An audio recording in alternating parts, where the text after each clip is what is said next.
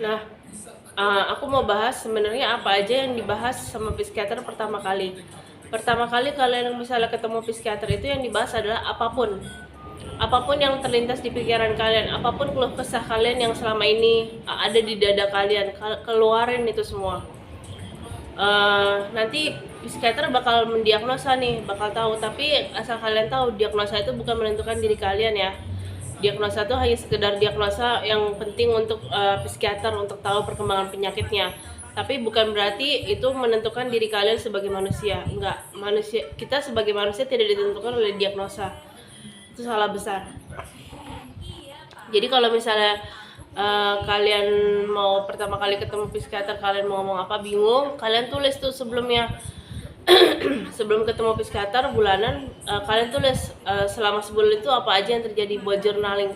Nanti akan dibaca sama psikiater mana yang penting begitu.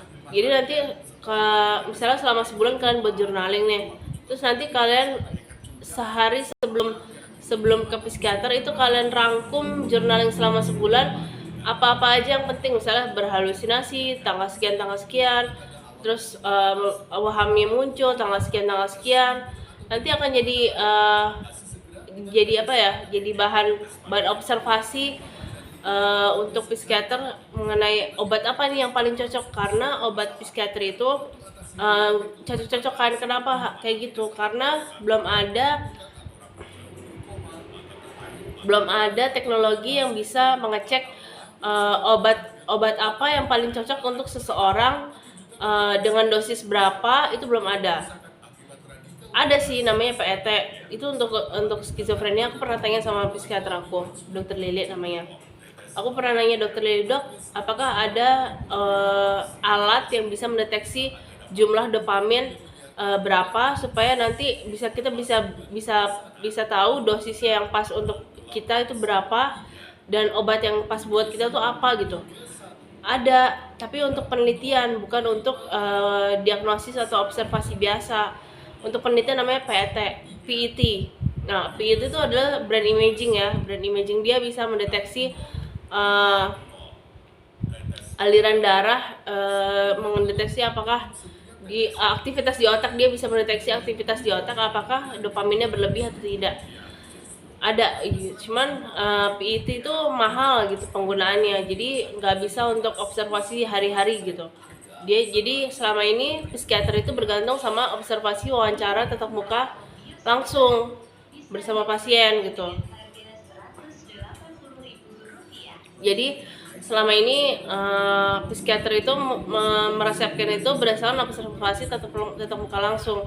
Jadi kalau kalian diem aja mengenai efek samping yang terjadi pada diri kalian, dokter nggak akan tahu obat yang cocok buat kalian apa. Jadi kalian bilang nih, wah dok, nafsu makan saya bertambah, saya kegendutan, saya pengen obat yang nggak bikin nafsu makan naik. Ada namanya aripiprazol. Aripiprazol tuh nggak bikin naik berat badan. Haloperidol juga enggak, kecuali kalau risperidon, kemudian clozapine, olanzapine, clozapine, seroquel, itu biasanya naikin berat badan.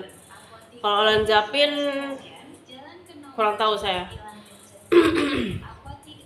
Terus misalnya, dok saya minum ini kok jadi tremor, jadi keluh lidahnya, jadi ngompol, jadi ngeces. Nah itu bilang sama psikiater. Supaya apa? Supaya kalian dikasih obat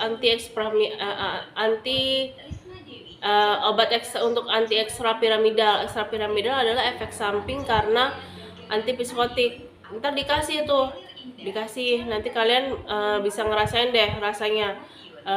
Kalian nggak tremor lagi, kalian matanya nggak ngeblur lagi. Kemudian nanti kalian juga akan dikasih tahu kalau misalnya, dok pakai obat ini saya kurang mempan, nanti kalian dikasih lagi obat yang lebih keras, obat yang lebih manjur, lebih manjur, atau dinaikin dosisnya. Makanya kalian, kalau aku bilang, kalau misalnya ada caregiver, ODS-nya nggak mau diajak ke psikiater. Nah kalian bisa kasih lihat video-video aku ke mereka supaya sadar kalau mereka tuh butuh obat gitu. Atau kalian bisa pakai obat oral yang cair gitu, terus dimasukin ke makanannya gitu, dimasukin ke minumannya. Nah itu kalian bisa supaya apa? Supaya mereka tetap minum obat gitu. Terus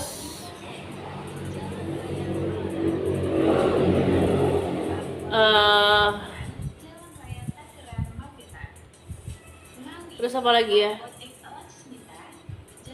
Kayaknya itu aja sih. Kayaknya oh iya, kalau misalnya kalian mau mendukung aku supaya tetap tetap bisa berkontribusi untuk konten-konten yang berkualitas, dukung aku terus ya, bisa di saweria.co/winner, bisa subscribe atau bisa tonton terus konten-konten aku supaya aku terus bisa berkembang, supaya aku terus bisa membantu kalian dengan konten-konten aku, dengan pengalaman hidupku 12 tahun sebagai skizofrenia.